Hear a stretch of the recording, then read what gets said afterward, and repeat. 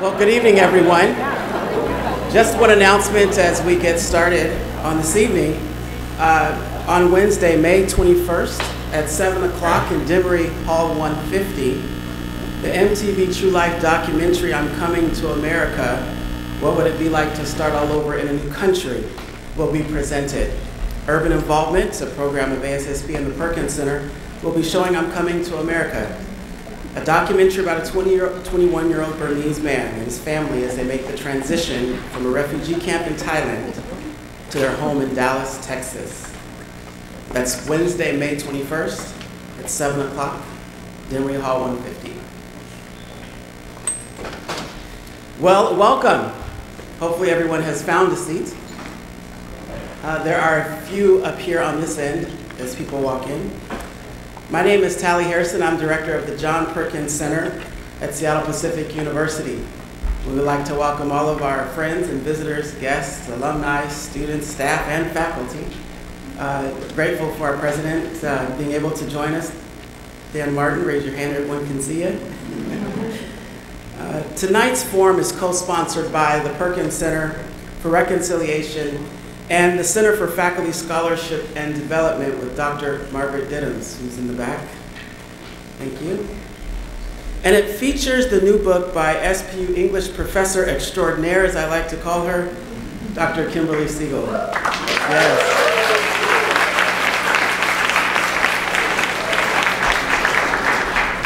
The book is entitled Performing Democracy in Iraq and South Africa, Gender, Media, and Resistance. Last fall, Kimberly moved with her family to northern Iraq for her research sabbatical and conducted a reconciliation workshop for Sunni, Shiite, and Kurdish students from Syria, Baghdad, and Mosul. She attended the Iraqi Women's Conference, presented on her book at the University of Sulaymaniyah, Iraq, and volunteered at 2 Syrian refugee camps, bringing art projects to the Syrian children. But the genesis of this project dates back 20 years ago, where Kimberly lived in northern Iraq during sanctions and through the Civil War from 1993 to 1994. She writes about this experience, records stories, and shows how the Kurds used stories and songs to cope with trauma. When the borders were closed by war, she decided to research South Africa's Truth and Reconciliation Commission and research how stories were used to build understanding after the racist laws of apartheid came to an end. Working with the South African psychologist, Kimberly created a workshop integrating song and story to empower former political prisoners, 12 Khawla women and men who had been tortured during the apartheid regime.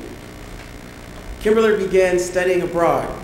Kimberly began a study abroad program to South Africa, where students worked with Habitat for Humanity in the township of Khayelitsha, and to Morocco, where students were able to participate in a reconciliation forum of Muslim leaders and imams in a reconciliation forum.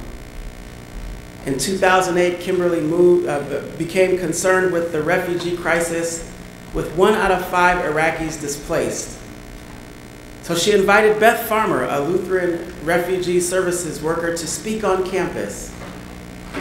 After hearing Beth's story, Kimberly wrote and received a grant to create a workshop of poetry and narrative in collaboration with Muslim refugee neighbors. From this grant, 2 important connections were made. Kimberly came to know Khawla and Marwa. Khawla, a translator at the Trauma Center, and Marwa, a young poet. Khawla and Marwa join us tonight.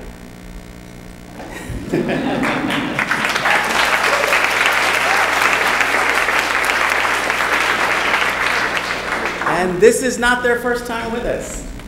Khawla and Marwa first presented at Seattle Pacific in front of about 200 students in 2009. And their stories are written in chapter 2 of Kimberly's book.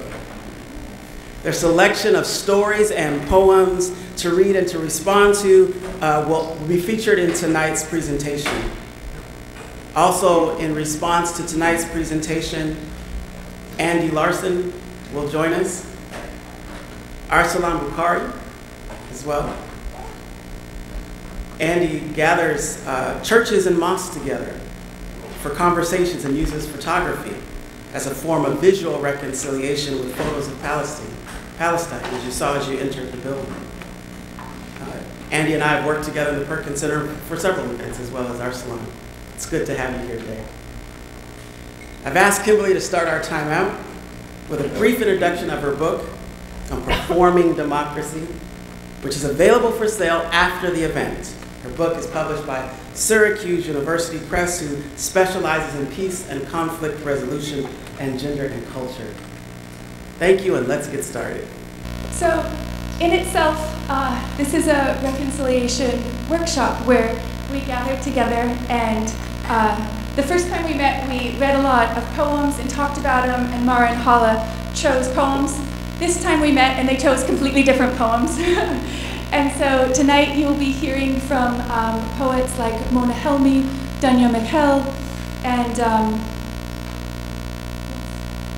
Heather Raffo.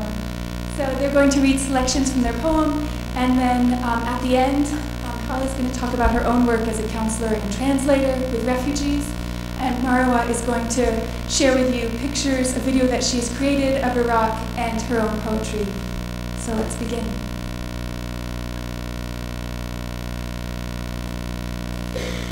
The first poem you selected is called A Birth. A birth. After such a long, long labor, so tired, weary, painful, the scans assured us that this time, the pregnancy was not false. And hours after the birth, on Tuesday, on 25th January 2011, was born Egypt, was born millions of people. Millions of new men, new women. Yet some remain still drifting, numb, lifeless, unconscious, unknowing, stillborn. Orphan detainees blindly loyal to the old agenda, the party, the stereo pharaoh, who still looms in the stone. Still Egypt, alive now through fragile, alive now though not banned, alive now though forbidden, drew the first ragged breath burning into its lungs, and Egypt let loose the first raw cry, so wild and free, vanishing in the desert air.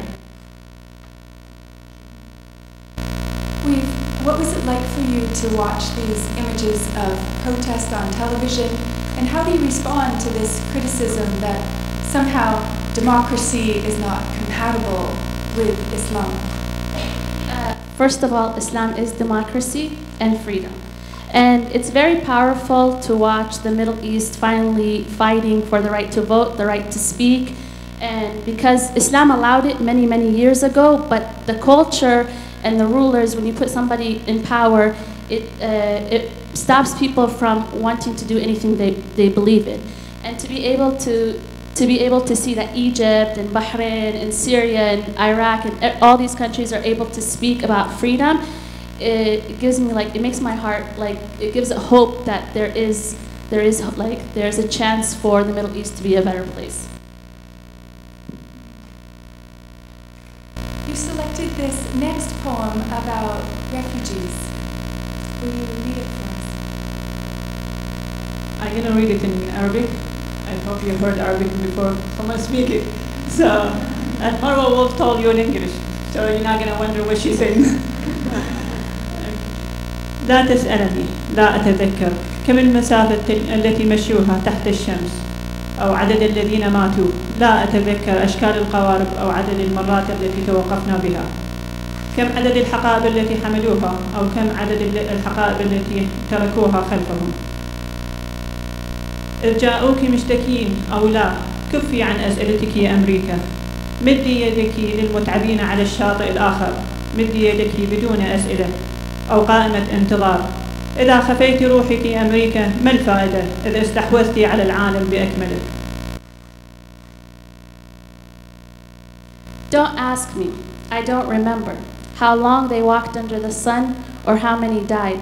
I don't remember the shapes of the boats or the number of stops, how many suitcases they carried or left behind, if they came complaining or without complaint. Stop your questioning, America, and offer your hand. to the tired on the other shore. Offer it without questions or waiting list. What good is to gain the whole world if you lose your soul, America? What was your own refugee journey like? Okay. So I'm gonna start the story before I become a refugee. I'm gonna start about my husband who served in the military, and all those years was during wars. And started on the first Gulf War. My husband, before he leaves, he was in, he goes like 1 month and he come home 7 days. So he was talking to me, he said, Khawla, if the war started and if I'm 2 days, if I'm not home, that means I'll die. So my husband left, he went to the war, and 2 years I didn't hear him home. All that years I thought he died. So I start talking to my children to make them to believe that he died. 2 years after that, one day was summer and it was very hot at 4 o'clock in evening, afternoon.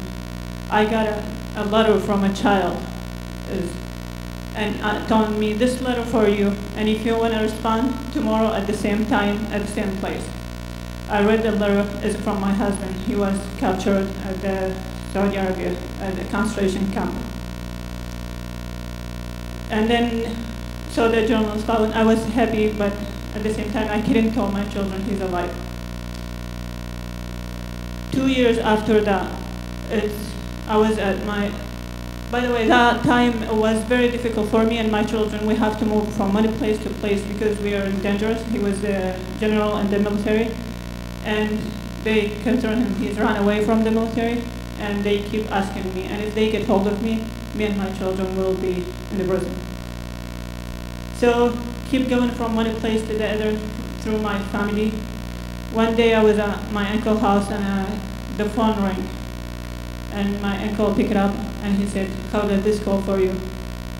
I want to believe it, I don't want to believe it. I hear my husband's voice, but I cannot recognize it because I cannot believe it. He said, he cannot talk to me. That was 93. He said, Khawla. He didn't tell me Khawla. He said, Ala's mother. It was like, can you go to Jordan? Your doctor appointment is ready, and you bring your children and your paper, and you're going to be treated in Jordan. And I have to figure out that is like a code that means he did the process paper for me to leave the country. So now I have to get a passport with my children, and I cannot leave the country by myself. Anyway, so what I have to do, I have to get a paper now that to prove that he died. And I have to make sure my children will believe it. And we did all that paper and left. That was 94, in October 94. We crossed the border in a bus with my uncle and my cousin who was helping me. At the border between Iraq and Jordan, even my family, they said, if you cross the Iraqi check border or wherever, you will be with your husband. But if you get held there, that's it, that's the end of your life. So from, I don't know how many people in the bus, I'm the only one. They put me in a questionnaire. It was like for 4 hours.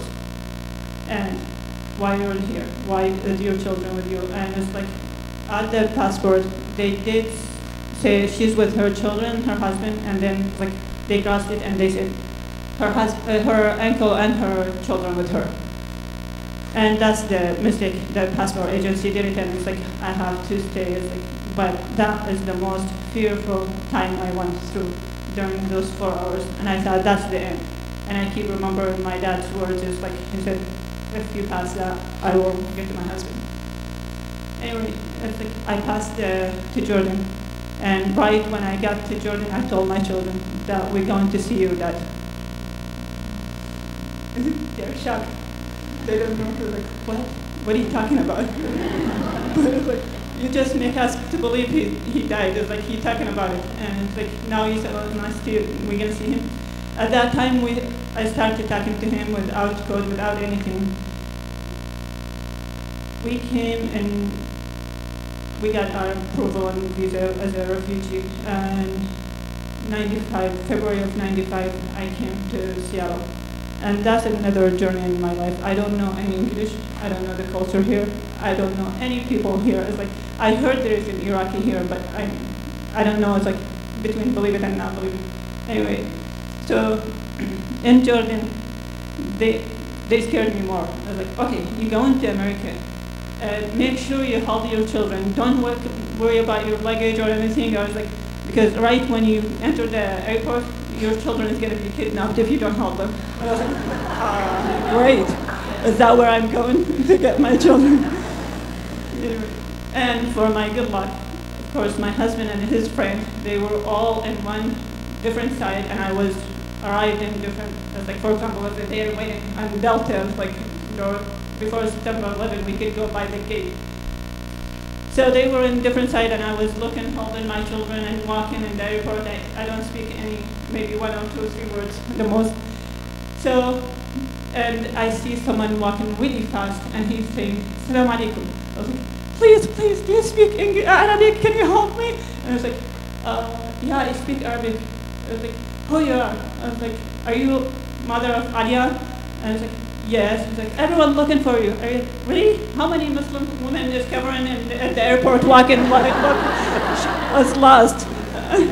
And it's like, here, is your husband here? And it's like, my husband and his friend and the other friend, they all looking for me. And I was like, it's so hard. Anyway, so it's like,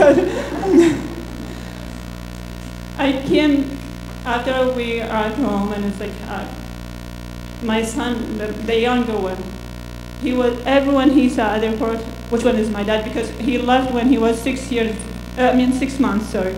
6 months old. It's like everyone we go past, it's like, is that my dad? Is that my dad? And I was like, we get in there. Anyway, now he is 23 years old and got engaged last weekend.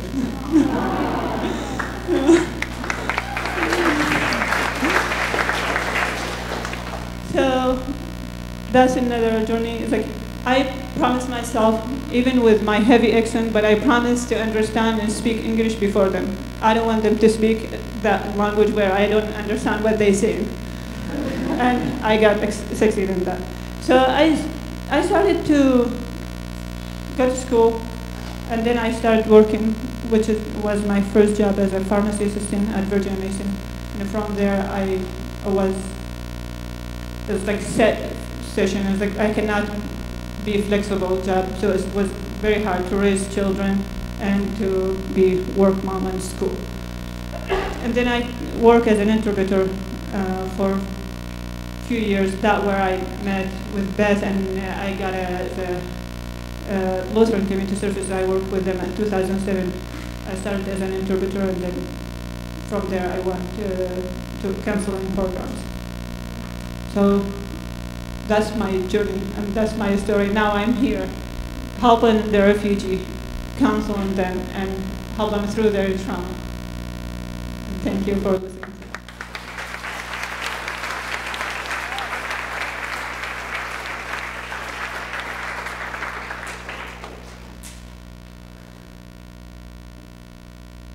Marwa, will you read us this next poem that you selected by Heather Raffel? This is what you call it, Hazar embargo, and it made Saddam stronger and the country more backward and religious. And funny enough, Saddam, he was never religious, but when the middle class were selling their books on the street in order to eat, they felt the whole world had abandoned them. A 13-year embargo. The mistake is not the war, no, America had to do it. The mistake was supporting Saddam all his life, all the Arab countries too. They treated him like a buddy, a king, giving him all these weapons to fight this 8-year war with Iran. And finally, after all these years, finally, they found him, an old man in a hole. And they wanted to give this man a fair trial. No, he was always who he is. He's a savage. It's a cycle, repeating, Fallujah, Najaf, the Golden Mosque, Samarra.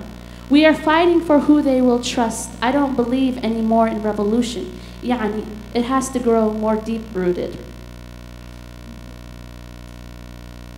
Iraq has had so many losses. Can you tell us your family story about why you had to leave? It was 1990, the Gulf War, and the beginning of it was our house was bombed. And my dad, he was in the army, but he was against Saddam, but it was undercover. They couldn't tell Saddam, we're against you. So what they do is, when they find out, if they find out anybody's working against him, they take him like to prison. And thank God, my dad only got not thank God, but he only got 2 days in prison, and then they let him out. When our house got bombed, my dad, he came with, he took my mom and my 2 brothers and me, and she was pregnant. And he took us to the Imam Ali Mosque, and he told us to hide there till he comes back and, you know, make sure that everything is going to go smoothly. After he finished whatever he had to do, he came back and he grabbed us and he took us, and we started walking. And it wasn't just us. We started walking with millions and millions of other refugees to Saudi Arabia.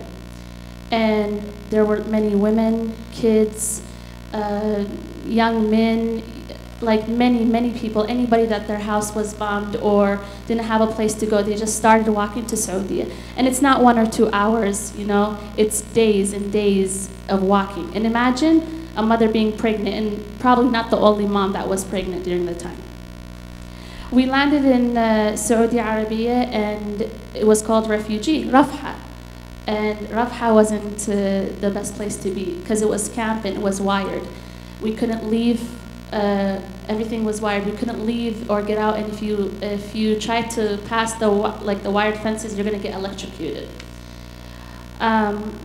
What had happened is everybody got a tent. Every family had a tent, and in the tent, this was your life, your soul, your breath, everything. This tent was the only thing that was keeping you safe from the outside world.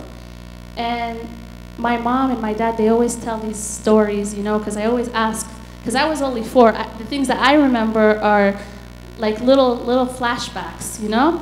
And they always say that, like, when my mother speaks about it, she can't continue, you know? Until this day, she has post-war drama where if she hears a loud noise or something, she thinks that there's a war happening. She hates camping, okay? Because of it. She does not like any place that reminds her, you know, of tents or sand or whatever it is. When, you know, like in Iraq, just the same in Saudi, they would have, what had happened is when the Hummer started shifting on the sand started shifting. And so what would happen is sandstorms. And these sandstorms were so strong that literally the tent will fly away. So every family would, like the parents, they'd keep the kids in and they would hold down the tents so the tent doesn't fly. Because if it flew, you have no other place there's no other shelter for you other than this. And this was not including the insects and the bugs and the spiders and the rats and the things that would come into your tent, and the family trying to protect their children. And one flashback that I do remember, and it was a good memory, is when America came in. What they started doing, it was like a hope relief group, and they tried to help families apply for their visas to go to the United States.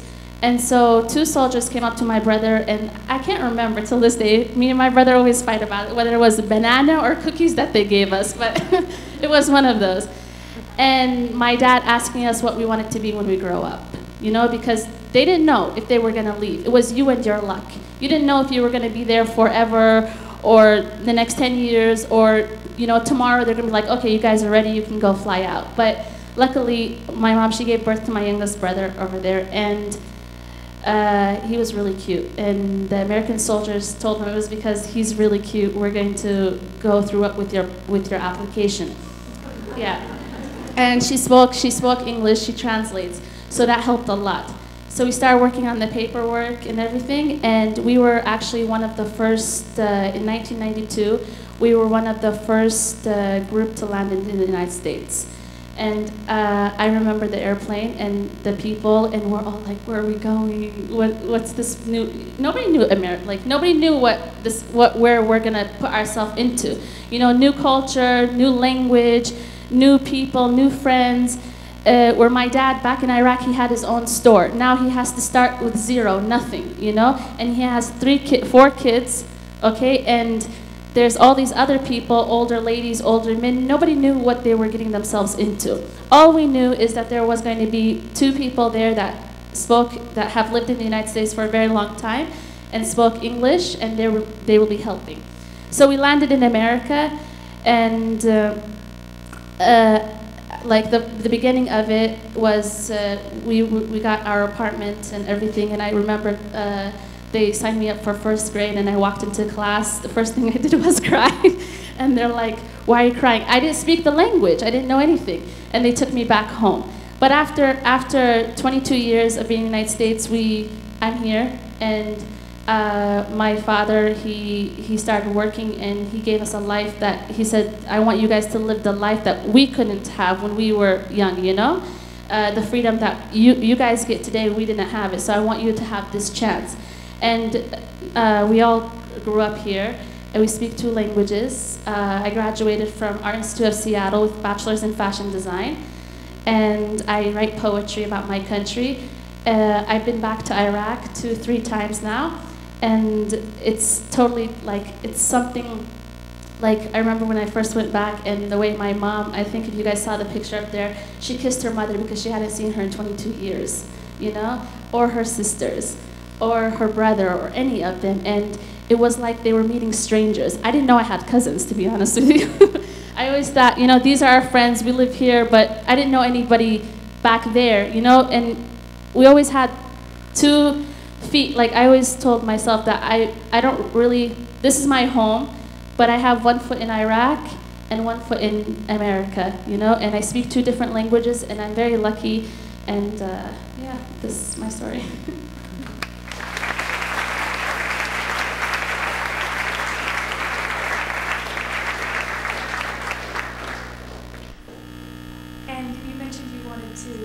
About your grandmother, because after the U.S. invasion and occupation and events like Fallujah, a lot of Iraqis talk about how there was no sectarianism for the war, and it's changed. Tell us your grandmother's story. When we were in the camps for 2 years, the first story of my grandmother was she would go to the phone booth for 2 years to wait for the phone to ring, just so because she didn't know if we were alive or dead, and she would sit there and wait till like it rang till we got into the United States. After 2 years exactly, we called, you know, and she was like, "I didn't know if you guys were alive or dead," and I grew older than my age. I spent the past 2 years just waiting for the phone to ring, you know, and finally it rang, and we got to hear from you guys. And actually,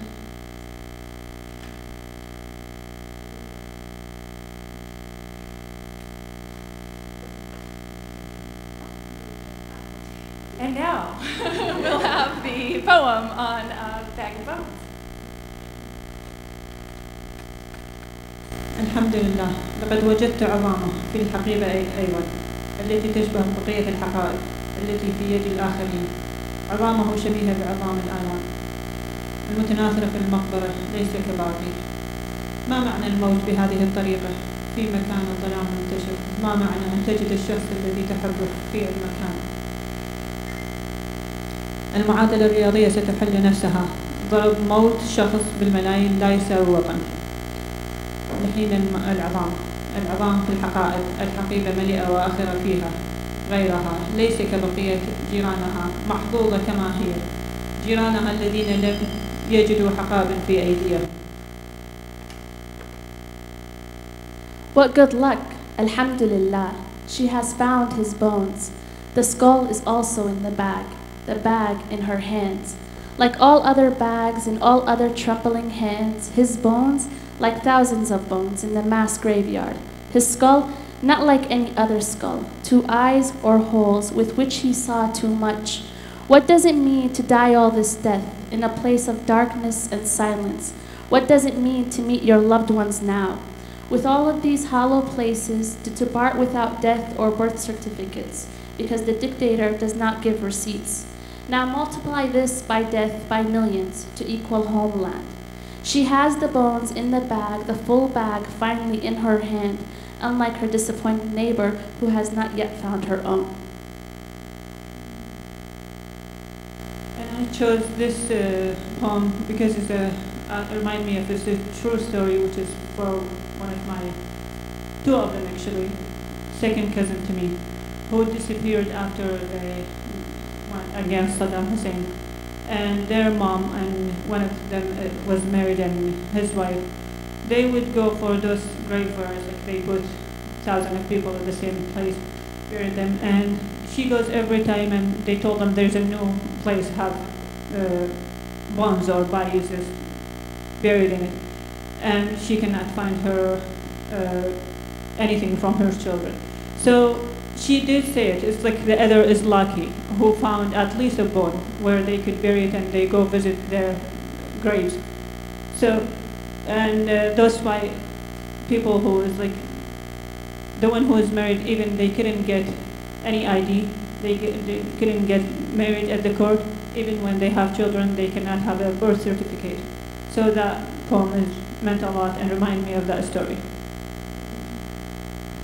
So the one poem that we didn't have time for is We Will Continue Like Twin Towers. And it tells the image of the World Trade Center and the man and the woman who jump. Do you remember the picture? And then it talks about other brides and grooms, or man and woman, who walk across bombed minefields. Other countries who have also had 9/11s of tragedy and memory. It challenges us to learn the 9/11s of other people. At one point it says, I will continue to invite your children after 9/11 to play with my children. Will you continue to want your children to come and play with me? That maybe 9/11 needs to be rethought, something we can never forget about how our lives have always been fragile, and that life around the world is precious, and that we are dependent on one another. For this end part then, we wanted to leave you in the last remaining minutes with some ways in which you can get involved. So we're going to start out with Khawla talking just for a minute about her work and the international counseling services. So I talked about it a little bit where I said I work as a counselor now, cross-cultural counselor with Lutheran Community Services. And we still need a lot of help with healing, and those people who is coming as a refugee and have layers and layers of the trauma. And we look for help as a financial support in any way we could help them. And it's not easy for 1 or 2 or 10 people to help.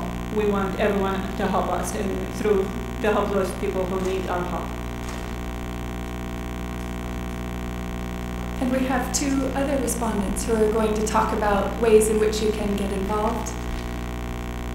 And as Arsalan and Andy come up, I also want to tell you that Tally in the Perkins Center, we also have a program on campus where students can partner with refugee families. So you can get involved in the Lutheran Trauma Center and through the Perkins Center.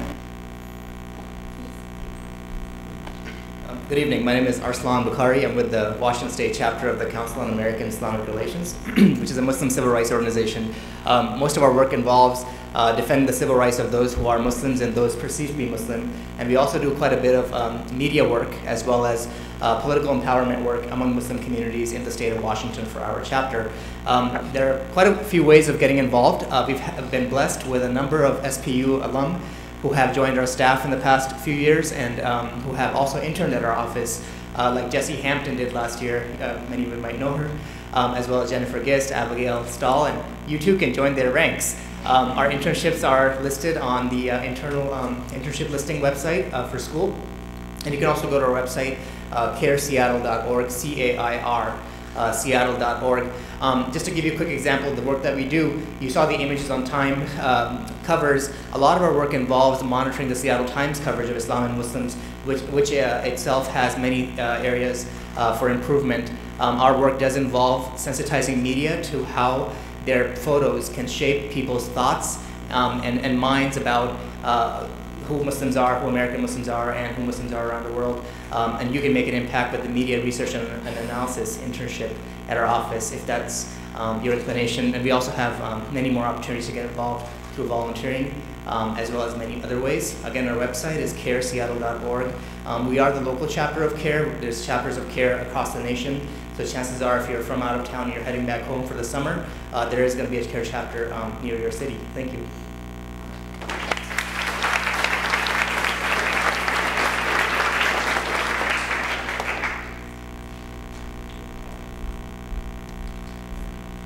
Good evening.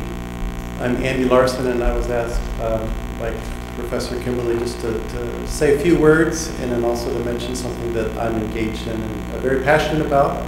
But first of all, could you speak in the microphone really well, your names again? Because I think many times we hear names that we don't really hear them.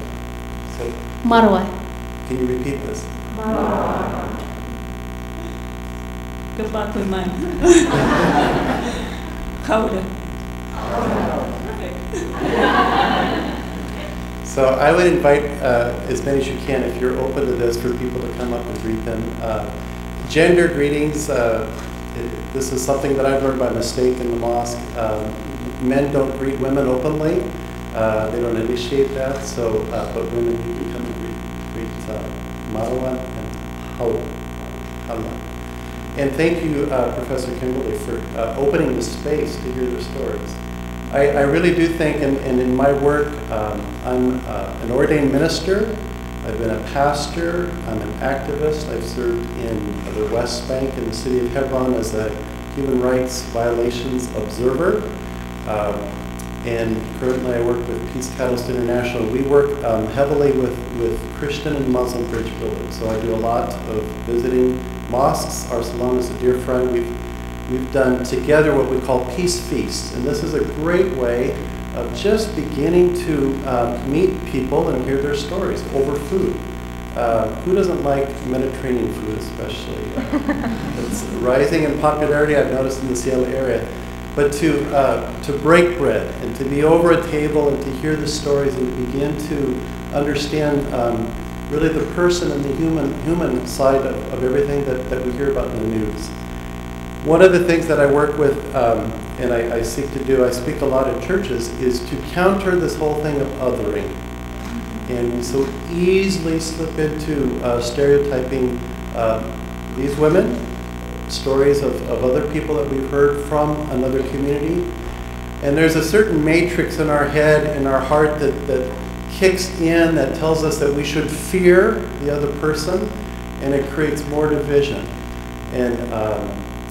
And it supports really our tendency to extract and to be separate from one another.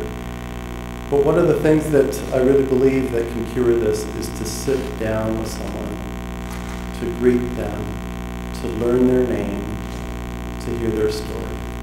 I can't imagine, in fact, I just want to hold your stories tonight. The tears, I can't imagine what it would be like to journey some of the things that they've done. Hold that this evening, their stories. The sense of trauma that happens in unknowing. I love to camp, and to think of not camping because of the trauma of experiencing something as a refugee in transition, and being in a tent because you didn't choose to, but because you had to. Learn their stories. And just an invitation to people here. We need artists and poets, writers, filmmakers, musicians, theologians, storytellers, visionaries, bloggers, photographers to counter the innate human response mechanism to othering. We need to see and hear the stories of other people.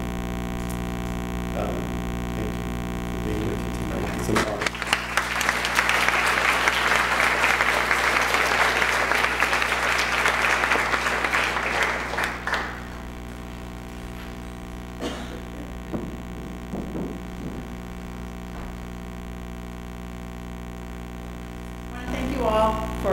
Coming this evening. As I said, for those of you who heard a bit earlier, we did not know if we would have 2 or 200. I'm fairly certain we're breaking fire code laws here this evening, but the Lord has provided. I want to ask you to join us outside to have further of this conversation. We also have Professor Segall's books outside that you are welcome to purchase, and she will sign for you.